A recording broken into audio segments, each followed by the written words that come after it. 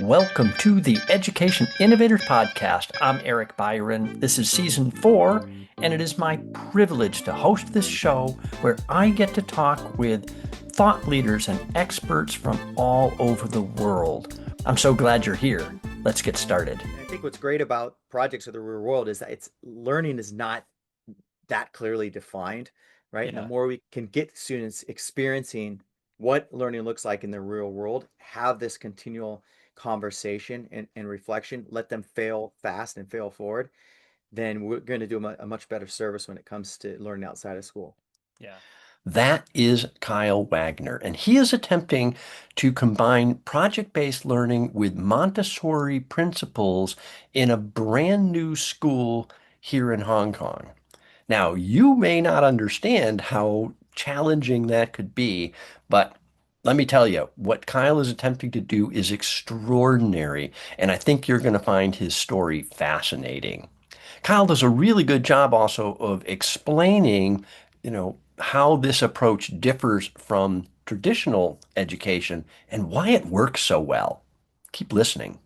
Today I have with me Kyle Wagner, and he is the inaugural International Montessori School middle school director and founder of Transform Educational Consulting Limited, an organization that empowers forward-thinking schools and educators to create more globally, socially, and emotionally aware citizens through project-based learning. Kyle fell in love with project-based learning as a teacher at High Tech High, the most prominent PBL school in the world, where he witnessed students publish best-selling books, create their own social enterprises, and even influence policy change in the community through real-world projects. So welcome to the show. Yeah, thanks so much for having me, Eric. Yeah, this is going to be fun. Let's start with a little background. When and why did you become a teacher, Kyle? Yeah, that's a good question. I think I have to go all the way back to my teenage years. I was asked, I think, to be a peer mediator. For some reason, because I have 3 brothers and we're always in conflict with each other, we're quadruplets. So there's 4. Wow. Yeah, 4 at one time. And I probably did a lot of instigation of the arguments, but also at the same time, I like to resolve them as well. So maybe I just found myself gravitating towards that.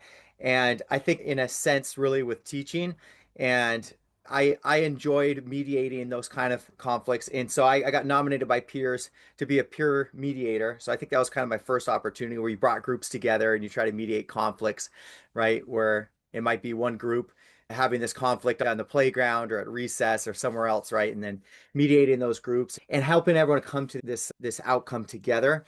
So that was back when I was a teenager, a peer mediator. And then I never felt like I was actually going to be a teacher. I felt like it was just, okay, I just like this conflict resolution thing. I worked with teens, at-risk youth back in my days when I was in college. And so during this at-risk youth program, you would go to this house, you then support the different learners with where they're at, and this kind of social emotional side of things, not just the academic side of things. So I guess I fell in love with it first, with really helping young people, helping people mediate conflicts, and this kind of thing turned into this passion for teaching.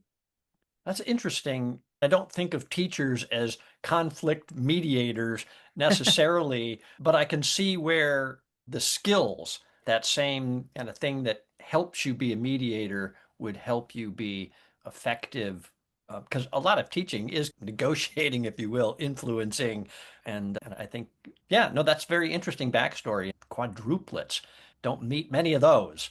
Yeah, apparently I think it's 1 in 850,000 births. Okay. At least something my parents tell me, maybe make me feel a little bit more special.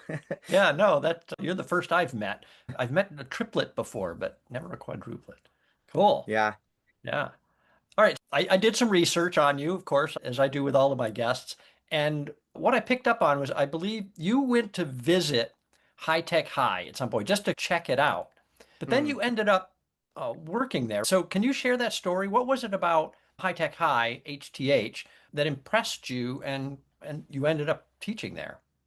Yeah, so just to back up before this question, to this kind of conflict resolution is this way of empowering people to come up with their own solutions, right? And facilitating or mediating a conflict. So that's where I see that more in the teaching realm. Okay. And at High Tech High, one of the first things that I picked up on, right when I walked in the front door, I was greeted by students. And the reason I was visiting there is because I was looking for greener pastures. I had taught at the current school I was at for 3 years. This idea of student empowerment was something that was secondary to more kind of reaching all these curriculum and objectives and hitting the objectives on the test. And I heard about that this school that someone told me about says, hey, you got to check this place out. You'll never see anything like this. So I walk in the front doors. I'm not greeted by, a bunch of adults in a shirt and tie, right? I'm greeted by these two kids in plaid shirts, 12, 13 years old. They say, hey, we've been waiting for you. You must be Kyle. And at that time, I was so used to people calling me Mr. Wagner because that was one of the first things when you're a new teacher, you're like, Yeah. okay, they got to call you by your last name. So that was unusual. And I said, okay, yes, yeah, I'm Mr. Kyle. Nice to see you. And they said, great, let's show you High Tech High. And what I saw behind them was what much more resembled like a summer camp than it did an actual school itself. There are kids spread out, sprawled across, doing different projects. Some kids were working on these simple machines. Some other kids were working on this artwork on the wall. I remember a few others were putting together this scene for some drama or play that they were acting out. And this is the kind of things where you see in a summer camp, right? But not necessarily in a school. When I did finally find the classrooms, I remember asking a student, hey, what class are you in? And they asked me, dumbfounded, class. We're not in a class. I guess we call this project class, right? And this was something I had never seen or witnessed before. I had to abandon everything I think I knew about teaching and learning, where it's like you structure your schedules, you have set lessons, and this idea of revolving everything around a project and seeing the way the kids took that agency and then finally finding a teacher, but the teacher kind of being behind the scenes, helping a group out. That was a shifting role also for what the teacher plays in a space like this. Very interesting. So instead of they say the sage on the stage or whatever, so the teacher was in the background and the students were leading the activities. I assume at that point, then you talked to somebody about how do I apply to be a teacher here, right? Yeah, to be honest, at first it was a little bit unsettling or overwhelming because I feel like when I was in my classroom, which we call these our fiefdoms, right? We are like the king of that particular castle, which represents our classrooms. And I thought, hey, I'd giving my kids some agency and some room for their own choice, voice and choice here and there. I taught history. We had some simulations that we would do. We'd have these discussions where I got all the students involved, but still was that teacher in the front of the classroom and didn't really necessarily connect to other classes. It was I get my class and you set your objectives. So yeah, that was it was very much intriguing to me, but little bit overwhelming. Am I prepared to take on this kind of role, right? And lead these kind of experiences, or at least facilitate these kind of experiences. And what does that mean? What kind of mindset shifts do I need to make to get there? Yeah, digging a little bit more on this model, right? So it sounds like fun, but it sounds pretty chaotic and hard to know whether students are really learning what you want them to learn or what they need Hmm. to learn. So how does that kind of happen? How is assessment done in a school that's really project based, like Yeah. H2H? Yeah, and that's really something a lot of teachers wrestle with when they get approached to something like project-based learning. They say, how do I ensure that we're going to really reach our objectives, our curricular objectives, and how do we assess on these kind of things, this rigorous content that students need to know? And oftentimes, the source of a project is not necessarily, let me just watch what the kids are interested in and design a total project around that. Sometimes it's that, right? And let me see what the kids are naturally interested in gravitating around and let's incorporate curriculum into that. Oftentimes, it's looking at your body of curriculum and finding and exposing students to different parts of those things and developing the projects around that. So, for example, let's say myself as a teacher, I've got to teach ancient civilizations, right? And we have Egypt, we have Greece, we have Rome, we have India, we have China, we have Mesopotamia. And it's around let's initially expose students to a few of those civilizations through a couple activities, see where there's the most interest. that's drawn from the students, observe what they like to do, their own passions, their own interests. And that's then where the launching point is for, okay, let's now build this kind of experience around that. Let's have a clear end marker of where kids are going, this gap of what kind of curriculum that they're going to need to get there.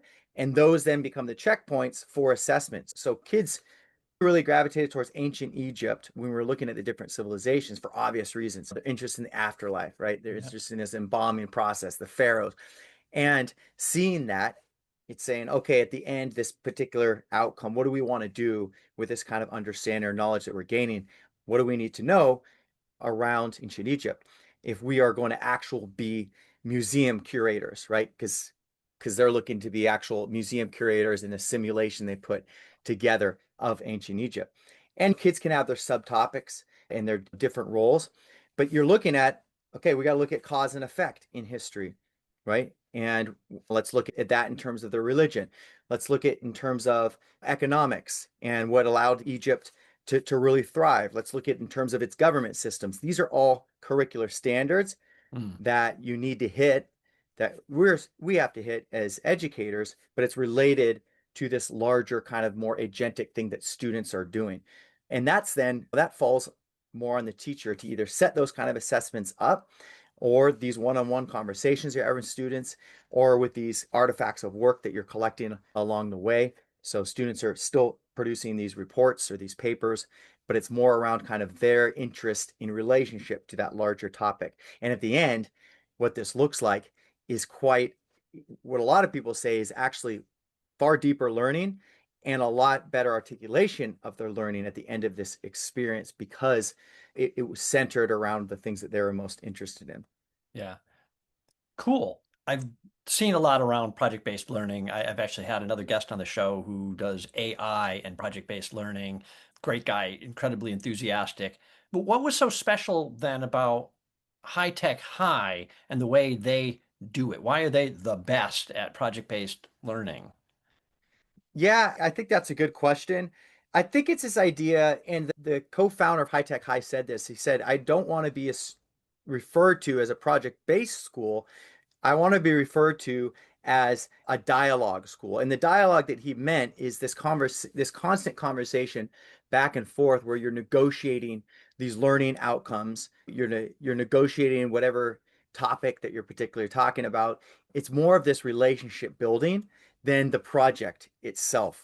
And so I think I've doing a lot of consulting work, right? I've seen people bring in projects as a way of increasing this sense of agency at a school, but it's different when the agency extends beyond projects, when you have kids sitting on the actual council of people who are going to decide which teachers are going to be hired for the school, right? So sitting on a hiring panel, that Mm. becomes more than just a project, right? That's like literally, I have influence in the actual decision making of this school. When it comes to this constant conversation day in and day out, when they're asking students almost daily what's working about this classroom and this Mm. environment and what potentially needs to be shifted. It's having these democratic circles or these meetings that kids are leading and the teachers taking a back seat when it comes to those, kind of council meetings where students are really taking charge and having that level of ownership of their learning. So I think projects is part of, if you look at a car, that's just one piece of what makes the whole engine go. Yeah. So one thing, see how this resonates with you, I've heard talked about too, even with project-based learning, is that it's not the output that Hmm. matters, it's the process, right? It's what you do throughout the project, not the end result of the project that really matters. Does that kind of resonate with the way they look at it at HTH and the current school you're doing? Yeah, and I think it's not either or, right? I think they're both important because the result, right, in any kind of project, when you're exhibiting a piece of work, you want it to be reflective of going through the same process that a real professional would do. Like whether you're creating a business and you're pitching a business, whether you're curating a museum, right? What does that look like when you're doing this professional level work? And it demands this kind of rigor throughout. So I think we still need to have a conversation around that product, But of course, the process of learning is what's going to stick and then transfer for these students in terms Mm. of how do they work together as a team and allocate different roles and meet particular deadlines and come up with different ideas as to how to approach or tackle a particular challenge. Those reflective conversations, that's going to transfer beyond the product itself. And we can get so caught up in education around what's that output, what's that output. Let's use these as our data to share what's working and what's not working. When it comes to deeper mindsets and learning, it's the learning that's taking place that is going to be more important in the long run. Yeah. How much room for failure is there?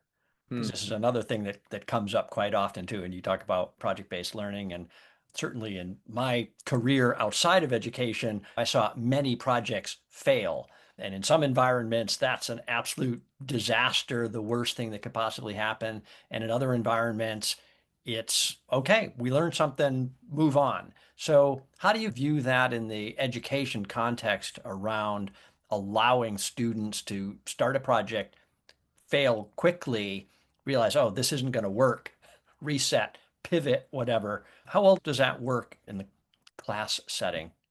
Yeah, I think you just hit it. You said fail quickly, right? If you're giving them if the end point is the only opportunity for them and they either nail it or it's a total failure and it's after 6 weeks, 7 weeks, which is a lot how a lot of people approach projects, Yeah, then the stakes are so high that could be devastating. But as you mentioned, if it's early in the process, so I'll give you a case in point right now. Our middle school students are coming up with their own business, right? They have to pitch the business, they have to actually find the financing for it. They have to purchase all the supplies and materials, come up with a staffing schedule, make their sales, run the business. And we're in the very early stages, and they just gave their pitch for the very first time. We let them give it internally first before they give it to this actual external body of investors, right? They're right. parents. So Yep, they're yep. still like, they're still going to go easy on the kids. But if most people look at this, if you're looking at this as this is a success or this is leaning on a failure, there are successful moments of it. But yeah, there was students weren't fully prepared. The products didn't look great, right? They were still preparing those things right as investors came in. They asked for a coffee. They're called the Cosmic Cafe, and the kids are scrambling to get them a coffee. And now we got to start this whole pitch. We've got like a fruit salad that looks like a science experiment gone wrong. Oh, So for you ask them about it and they realize, okay, we weren't fully prepared, we weren't fully ready for that. And you have this reflective conversation. I know for sure they're going to be ready for this next iteration of it. And as a teacher, we lower the stakes slightly, right, by bringing in internal people. And this is a necessary part of the process. So I think this is hard for teachers because we create these rubrics of what it means to be at the top end of that rubric, and kids jump through those hoops and they know, and it's like the teacher's expectations, and here's the piece of work that they're going to do. And I think what's great about projects of the real world is that it's learning is not that clearly defined, right? And the yeah, more we can get students experiencing what learning looks like in the real world, have this continual conversation and reflection, let them fail fast and fail forward, then we're going to do a much better service when it comes to learning outside of school. yeah, cool. In the game industry, we used to call it fail fast, fail cheap, right? Yeah, Before you've invested too much effort, figure out if it's going to work. If it isn't going to work, cut your losses and move on to something else. Um, yeah. So you're a game designer. I worked for EA for about six Okay. years in the game industry. Yeah. Yes, learned some really valuable lessons there about taking risks and not being afraid to fail. Yeah, they Yeah. do that really well there, maybe better than any other industry I've worked in. Yeah, get a lot of people testing things really early before you fully build something out, I'm sure. Yeah, and so that's also one of these kind of concepts of fail fast, right? Is that prototype thing. Don't bring me a Hmm. finished, polished product to review. Come to me as soon as you have something to show. Hmm. So Hmm. we can iterate on that. And this is something I really learned to do with artists. Artists tend to be perfectionists, and I was Hmm. working with some really high, these were the best of the best in the world in terms of artists, graphic artists. But they didn't want to show you something that was half done, rough around the edges. And I finally, you just had to convince them you've got to show it to the art director Hmm. because if you spend too much time polishing it, at the pixel level or whatever. And the art director comes back and says, "Oh, I don't like it. You just wasted a ton of time. Do three quick versions that are a little bit different, but rough and get some direction, right? What does he Hmm. like about this one versus that one kind of thing?" And I think that's a really valuable lesson for our kids to learn early on too, is yeah, show me the draft. Don't Yeah. wait. Yeah, show me what you're thinking before you put invested too much into it. Yeah. Yeah, and I like that you Yeah. mentioned that's culture of the organization of EA Sports, right? I Yeah. think that's a big piece too. Like, what's the culture of your classroom like in terms of Yeah. these stakes? Is it always high stakes? Because then students are going to have that perfectionist mindset, which will prevent them from the Yeah. process. When I was teaching, I used to tell students, and they didn't believe me at times. I would say, you can submit a draft to me of this assignment, and I will Hmm. review it because I want you to be successful. If you wait Hmm. until the end, now I have to grade it, Hmm. right? And you may not be happy with the grade you get, but if you submit a draft and I can give you some feedback, that'll get you on track to have a Hmm. better grade. But a lot of students didn't trust it because they weren't used to a teacher saying, "Oh, yeah, I'll take my time to review your draft because Hmm. I want you to submit a better paper at the end." But I treated it like I would an employee. With an Sure. employee, that's a disaster if you wait till the end and they submit something and it's wrong. Now I'm out of time and I don't have time really to fix it. I'd rather you show me your early work so we get it right and the final submission is what we need. Anyway, Yeah. these all relate. They all, Yeah. yeah, the students need to learn these things as early as possible, not wait till they get out into the business world and somebody smacks them for not getting feedback before they went too far. But Yeah. Yeah. yeah. Exactly. Yeah. All right, let's story tell a little more. You were at High Tech High for almost 4 years, I guess, for about 4 years, and then you ended up in China. So what brought you to Suzhou and then Beijing and now Hong Kong? Yeah, let's try to make this a shorter story. Yeah, it was actually happen chance because I had traveled every summer to places I was teaching about as a young teacher. I think most people, a lot of people maybe who listen to this show can probably relate, right? You're not making six-figure paychecks initially. And so you're Right? doing your best. In the summer, you have all this time off, which is wonderful. They're like, oh, I would love to have that time off. But some people work in what, second, third jobs just to make ends meet. Yep. I would save every penny and travel each summer. Some of the time that meant visiting the Inca Maya ruins. Other times it meant going to Europe and going to ancient Greece and learning more about the pantheon and all the different gods there. In this one particular summer, I wanted to get to Thailand because everyone was telling me about Thailand. I had not saved up enough money.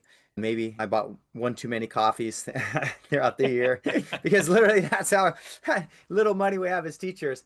And I was racking my brain, hey, how do I get over to Thailand? And in High Tech High, I saw this flyer on the wall that said teachers, English teachers, wanted to teach summer camps through music, drama, games. And they're advertising High Tech High because it was quite a dynamic system. They hadn't had anything set in place.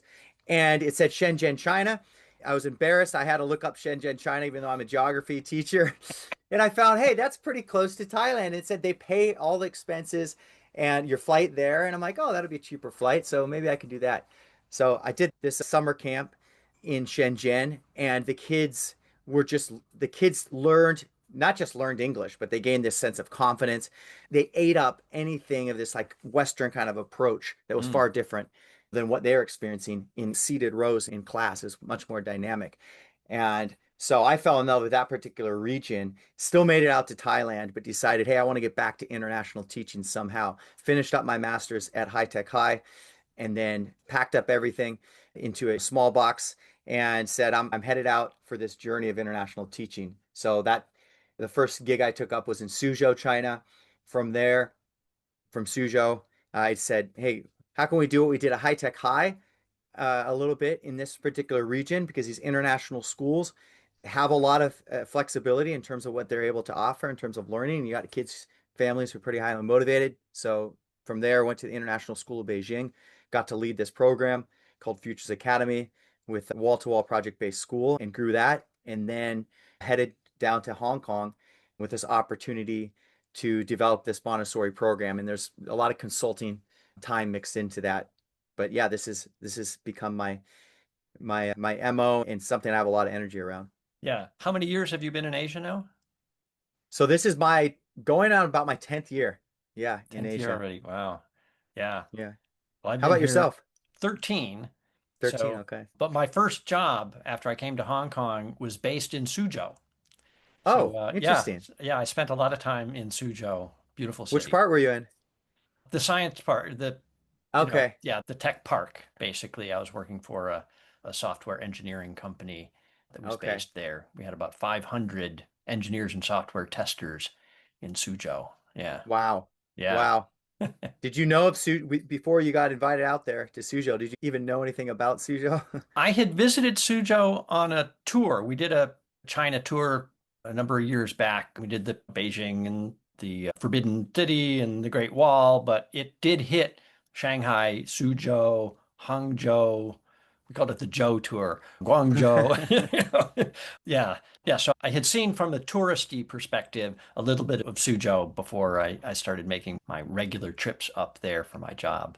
Hmm. Yeah, but Yeah, I'm sure a 1 year or 2 year kind of plan or 3 year plan turned into what this 13-year thing. I think same thing for anybody who comes over to this region. It's just there's so much to do and so much yes. interest. Yeah, it is very interesting. Okay, let's take a quick commercial break, a pause for you to process some of what you've been listening to, and for me to plug the human intelligence movement. So, this is not a paid advertisement. I'm just a fan. I just want you to understand. So, the human intelligence movement, their mission is to ensure that all students have the skills to thrive and succeed in an AI powered world. So I want you to join the movement. I put a link in the show notes there so you can check them out and hopefully support that organization. They're doing great work. All right, now back to my conversation with Kyle Wagner. We've heard a little bit of his background and how he learned project-based learning. And as we continue here now, we're going to hear more about the Montessori principles and how it's integrated with PBL. And we're going to talk a lot about the importance of self-directed and peer-to-peer learning. Okay, good stuff. Keep listening. All right, so I want to drill in a little bit more on, let's talk about the Montessori now. So, as you mentioned, the school you've just founded is a Montessori school. So, are you combining Montessori principles with PBL? How does that work? Yeah, good question. I didn't know anything really about Montessori, to be honest. I knew of it, and I knew of it as a very kind of alternative way of teaching. I thought of it as supposedly being very democratic. There's not really curriculum involved. This is just my conception and my perception of it. And that it was like almost like this hippie movement, Montessori, where it's like just this counterculture. We're not going to do, let's just follow the kids in whatever Yeah. direction they want to take it, right? And but I was invited out there because my principal over in Suzhou, he had since left and we hadn't chatted that much. But after he heard about what happened at the International School of Beijing and Futures Academy, he said, "Look, I'm over here and we're at a Montessori school. I'm the principal. It runs up to year 6 currently, but all the parents want a secondary program, right? So they said, what does Montessori look like if it goes all the way through secondary, through high school? And they're willing to at least commit 2 years to say, okay, let's do this middle school program. So they invited me out there, and I'll never forget when I first stuck my face on the window because they have these viewing areas, right, in these Montessori classrooms. It's a very Montessori tenet. They believe in this full kind of transparency. And I'll never forget sticking my head at that window and observing students just all in different directions, similar to that summer camp at High Tech High. But this was them choosing their work. Two kids were conferencing over a computer. I think they were looking at a draft. One student had a small whiteboard. They're teaching a younger peer some math problems. You saw the teacher centered around this carpet area, and these kids had different things that they were lining up. I think it was a timeline of some sort. And one kid was taking the class pet out, the little turtle, for a walk in the hallway. And it was literally as if we weren't even there. And the adult wasn't even the centerpiece of the classroom. And even in my experience at High Tech High in some of those classrooms, you'd still have this set project and kids were working at different angles at that. But in this particular classroom, kids were choosing literally their own work from a variety. of curriculum that they were covering. And the students would meet at the beginning of the week. They'd say, here's what I'm doing. Here's what I'm setting out to do. And the end of the week, they'd meet as well. They have these open work cycles that happen for 2.5 hours at two different points of the day. And they have a very set in terms of their lessons, right? They have a certain amount of lessons that the teachers are giving, and they're centered around these larger stories. That's how they organize their curriculum. But the students are organizing when they take those lessons. And the whole concept is when the child is ready. So we present a lesson to the child. How that child extends that particular lesson is up to them. When they get that lesson throughout this week is up to them. How they schedule their time. And so you have these very independent, autonomous, self-directed learners. So that was my first exposure to Montessori.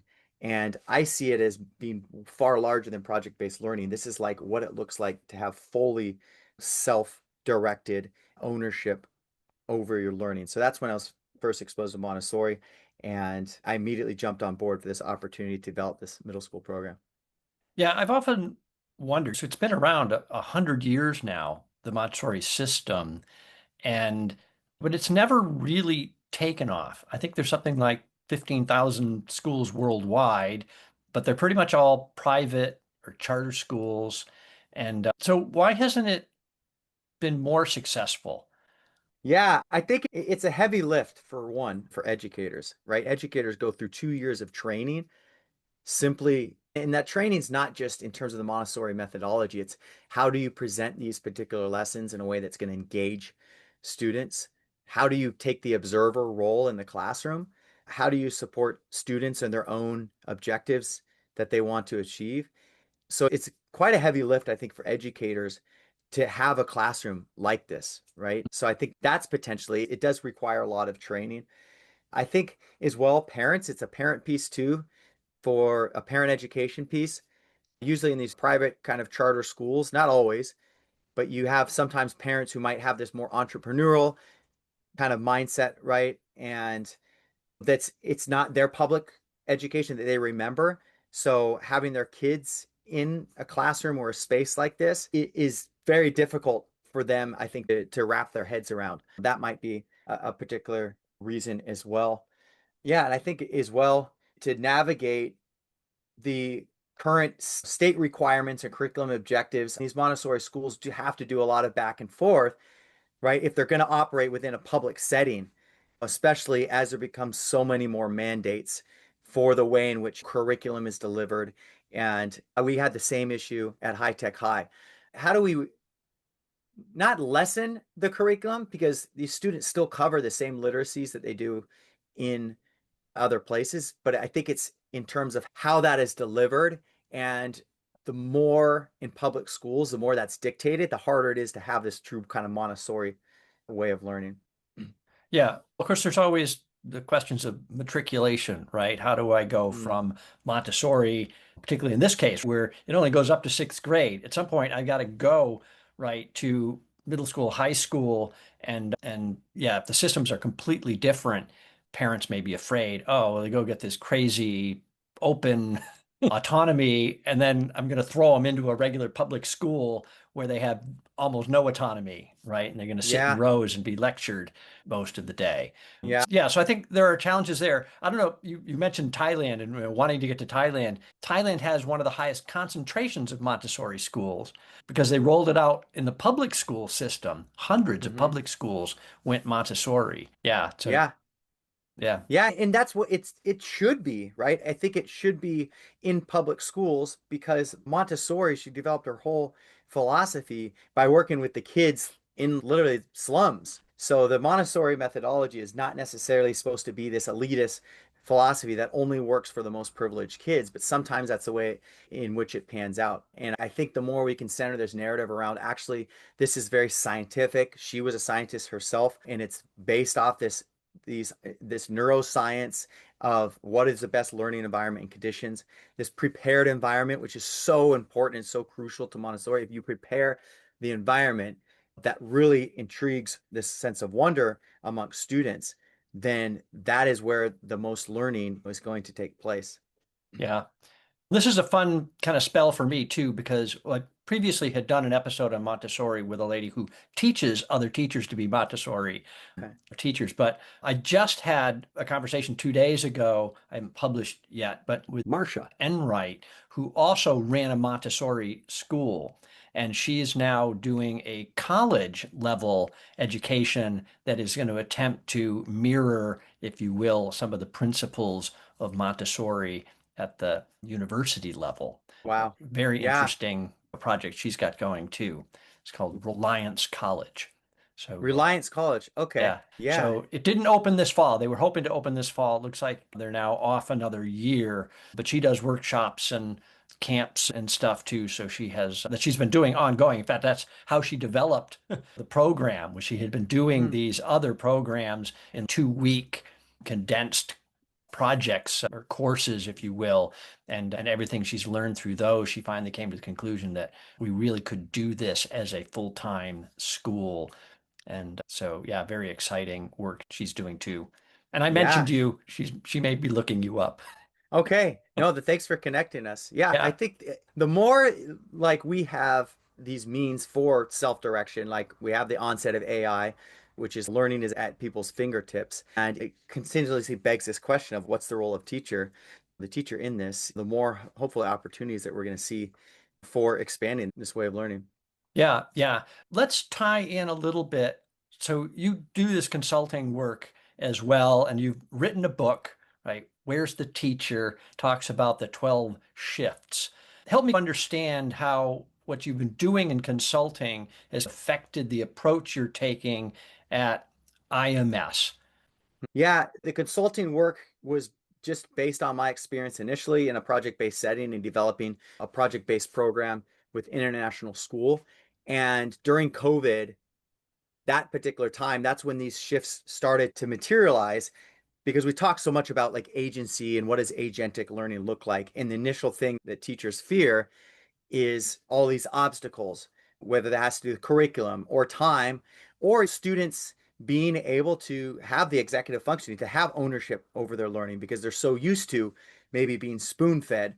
And so during that particular time of COVID, when everybody was online and no one had to turn on their screen if they didn't want to. Obviously, you might have your parent overlooking your shoulder, but you're not going to have 5, 6 hours a day of online classes. Some people did that, but there's so much empty space in terms of the students and how they were going to be, learning and achieving whatever those outcomes were. So that's where I started having all these conversations, probably similar to what you're doing, around people who are doing things a little bit differently. They're offering more choices in terms of work for students. They had more open-ended assignments or tasks. Things were more centered around inquiry and questions rather than just sheer content. This kind of idea of collaboration as well. And how do we have this sense of community still in the when we're all at home doing our own things? And so each of these shifts started to materialize as I was having these conversations and thinking about the work that I had already done in the project-based schools I was a part of. So that's where these 12 shifts originated. And I've shared a couple of them, moving from content to inquiry, moving from just siloed to more collaborative experiences, moving to more voice and choice in terms of what students are producing, more reflective, and working with somebody, a mentor, on putting together what are each of those shifts, what are some ways to make those shifts as educators, and working and consulting with different schools and making that happen. And started to gain a lot of traction because it provided this framework of what's one thing I can do in terms of providing more agency. Perhaps I'm not Mm. going to go full Montessori, but I can offer more choices in terms of how students are showing their understanding of these particular ideas or concepts. Or I'm going to move the audience for their work to be beyond me, but to each other and to a more public kind of community. So that's where those shifts originated. Started doing that with some schools, seeing a lot of success in terms of how teachers were transforming their classes, be a lot more active and participatory. And then that then evolved into this opportunity to be at a place where they were built around student agency. And so, what do those shifts look like in that Montessori setting, and how do we continue to share that message with others? Yeah, no, it's very interesting. And I do love the framework. And I love the fact that it doesn't assume anything, right? So every school you go in, right, you're going to find examples of probably all of those somewhere in the school.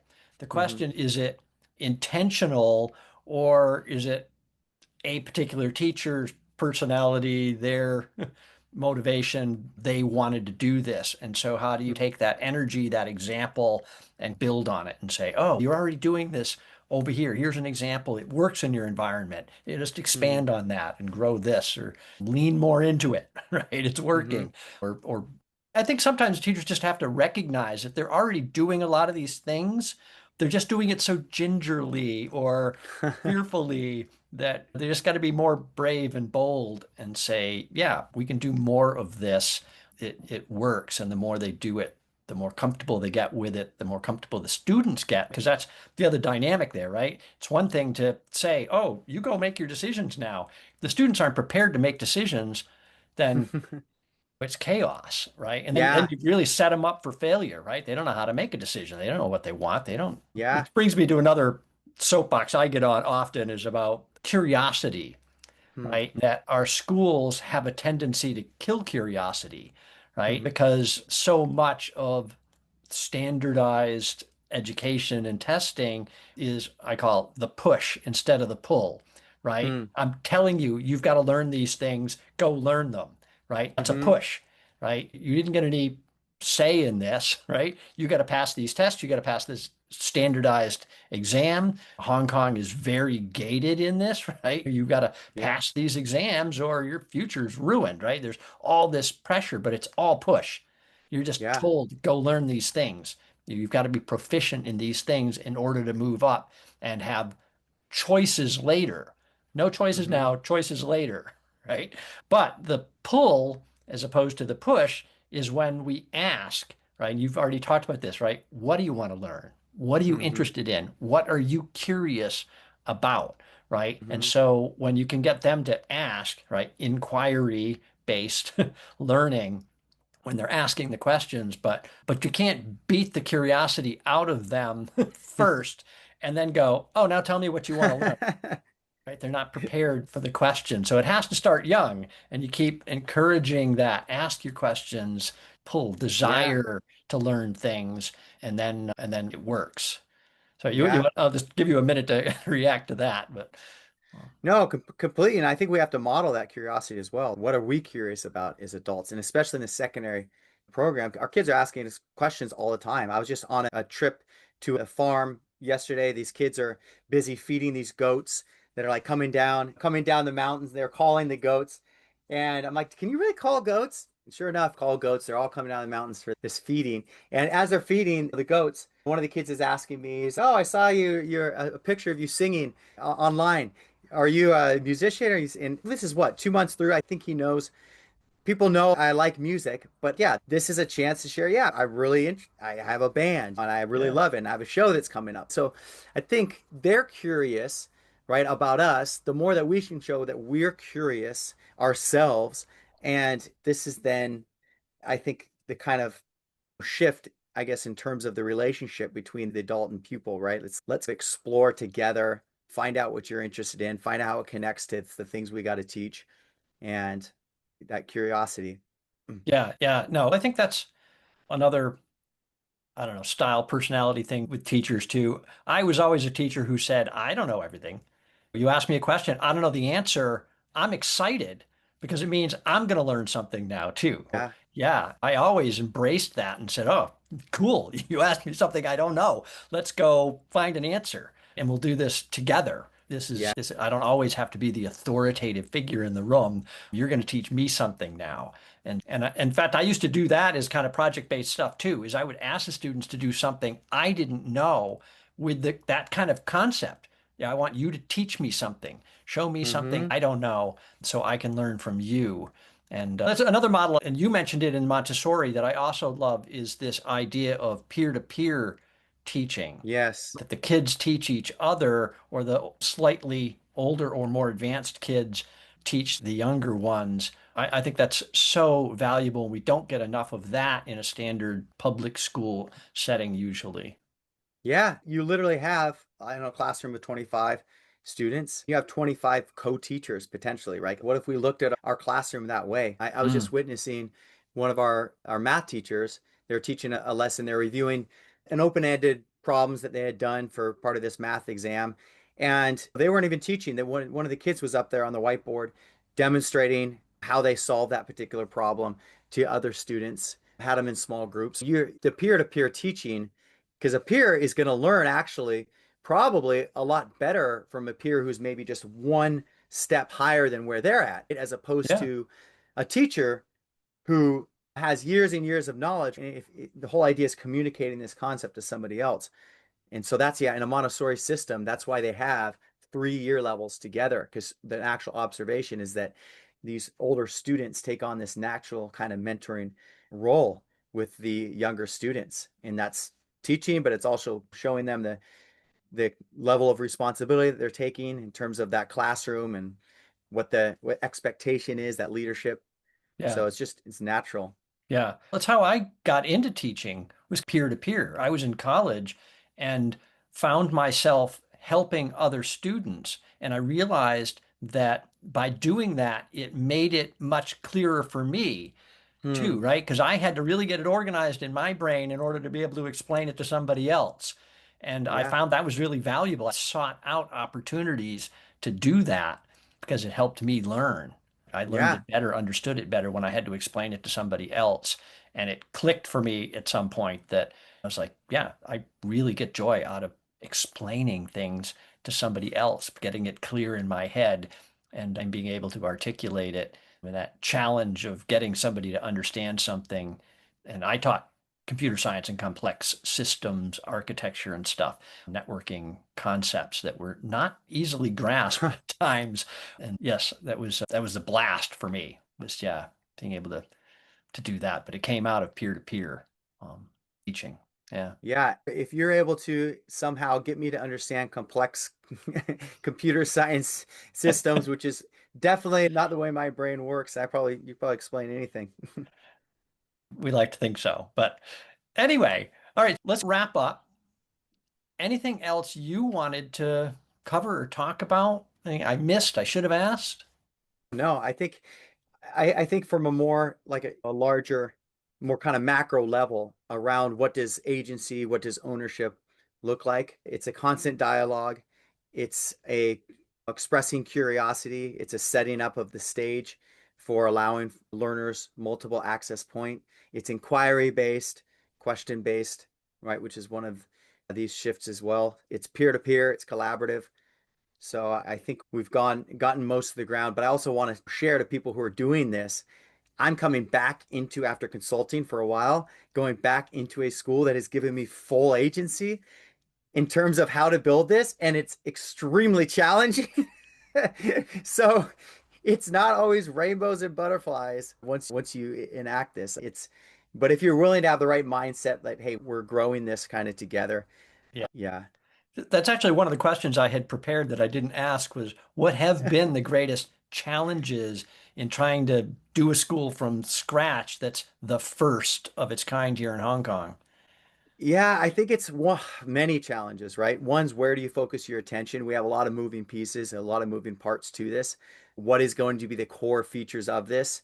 Because you have to communicate that message quite clearly to parents. This idea of matriculation into, since we don't have a high school and we're only doing this 2 year program, how do you clearly communicate the message that they're going to be able to transfer easily into other international schools, Mm. yet they're still going to have this very distinct way of learning. I think there's constant, you said push and pull. We get constant pull from our students, right? Because we start pushing them in terms of what we think is most important. And we start finding ourselves in these same routines that other teachers, get into Yep. when we're not allowing full agency. We have to get better, I think, as a team at seeing as where is their energy, enthusiasm, and cutting those things where there's not energy and enthusiasm around that are parts of the program.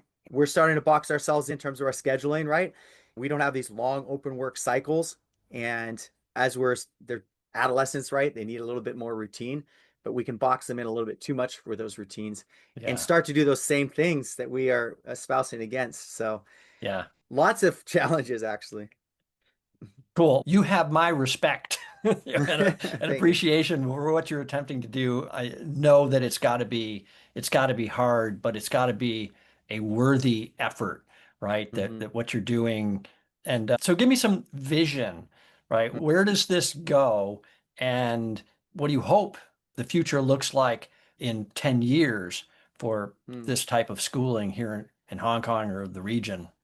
Yeah, I hope that it just serves as, for one, in terms of where the school goes, that the traction within its own community, that it has enough traction that parents are still willing in the secondary to keep their kids in this more kind of self-directed, choice-based, agentic system, and that Mhm. we're able to grow it, double our size next year, continue to grow and fill that space, and potentially have the opportunity to continue that on all the way through secondary. So that would be at least for IMS.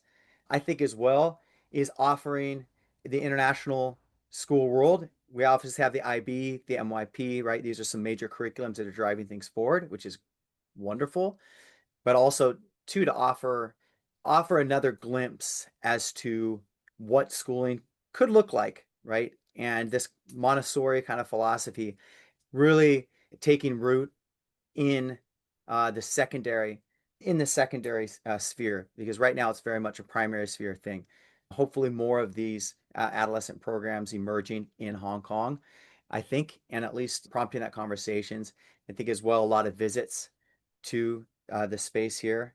Seeing is believing. Same thing when people visit High Tech High and they have these long-term residencies where people can spend time there.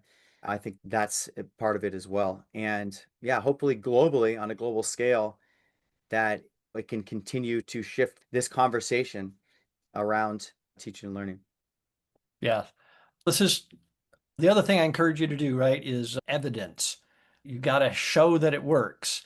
And that's what convinces parents and other teachers to get involved, right, is when there's real evidence that the outcomes, not the output, but the outcomes are positive for the students. And they, yes, they go on to do great things from there. Yeah. Yeah. And I know we're wrapping up, and I'm glad you mentioned that because the outcomes are quite tremendous when it comes to Montessori. It comes to the schools that they're attending. We have a very strong success already in international schools here. They're currently graduating from year six. They will be graduating from year eight if they join the middle school program. But that's in two terms of their aptitude. Very, not that's the only output, but in terms of their measures on these assessments, when it comes to math, when it comes to language, they're in the top percentiles. So that is interesting for people to hear because they think they're going to sacrifice that, but that's not Right. the case at all. Yeah. Yeah, and in terms of their integration in doing well within the school setting and within the classroom is also evidence as well. People say that these Montessori students in an inquiry-based approach ask questions, right, are curious, able to direct their own learning, manage their own time. So you have these kind of outcomes, the schools that they're going to, the scores that they achieve, and the way they interact with their learning. Yeah, there's actually lots of evidence that Montessori works, which again goes back to my earlier statement about why hasn't it taken off? But I think that's part of the story is right. We need to share more what is working and the outcomes that students are getting from Montessori. Awesome. Yeah, Thank you so much, Kyle. This has been great. I've really enjoyed the conversation. So interesting to hear your story and how you ended up here doing this. yeah. Thanks so much, Eric, for taking the time to have me on the show. See, I told you this was going to be fascinating. So much innovation. PBL combined with Montessori, and implementing a Montessori school for secondary school or secondary students, which is like middle school, high school in the US. He's teaching kids entrepreneurship and this concept of allowing them to learn from failure, what Kyle calls fail fast, fail forward. I love this. So the conversation also pairs really well with my previous episode with Marcia Enright. So if you haven't listened to that one already, please listen to that one. It's really, really good and complements this one as well. All right, I'm Eric Byron. Thanks for listening to the Education Innovators podcast. And for all those education innovators out there, thanks for what you do. You are making a difference.